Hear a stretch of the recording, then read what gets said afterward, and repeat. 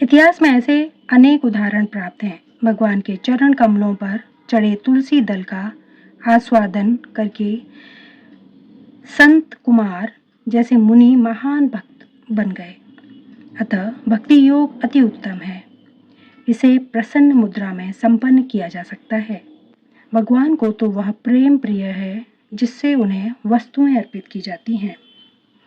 यहाँ पर कहा गया है कि भक्ति शाश्वत है। यह वैसी नहीं है जैसा कि मायावादी चिंतक साधिकार कहते हैं।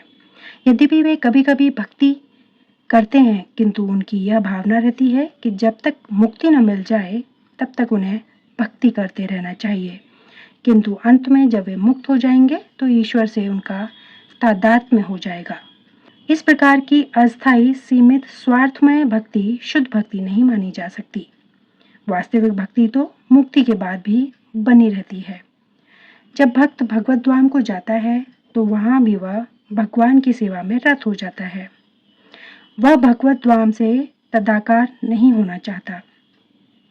जैसा कि भगवत गीता में देखा जाएगा, वास्तविक भक्ति मुक्ति के बाद प्रारंभ होती है।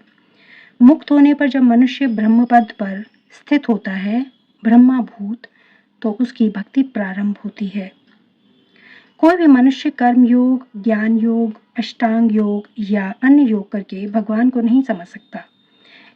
इन योग विधियों से भक्ति योग की दिशा में किंचित प्रगति हो सकती है, किंतु भक्ति अवस्था को प्राप्त हुए बिना कोई भगवान को समझ नहीं पाता।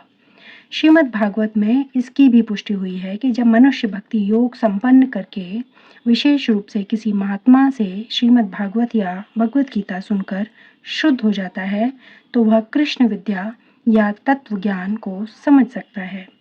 एवं प्रसन्न मनसो भगवती भक्तो गत। जब मनुष्य का हृदय समस्त व्यर्थ की बातों से रहित हो जाता है तो वह समझ सकता है कि ईश्वर क्या है। इस प्रकार भक्ति योग या कृष्ण भावनामृत समस्त विद्याओं का राजा और समस्त गुह्य ज्ञान का राजा है। यह धर्म का शुद्धतम रूप है और इसे बिना कठिनाई के सुखपूर्वक संपन्न किया जा सकता है। अतः मनुष्य को चाहिए कि इसे ग्रहण करे।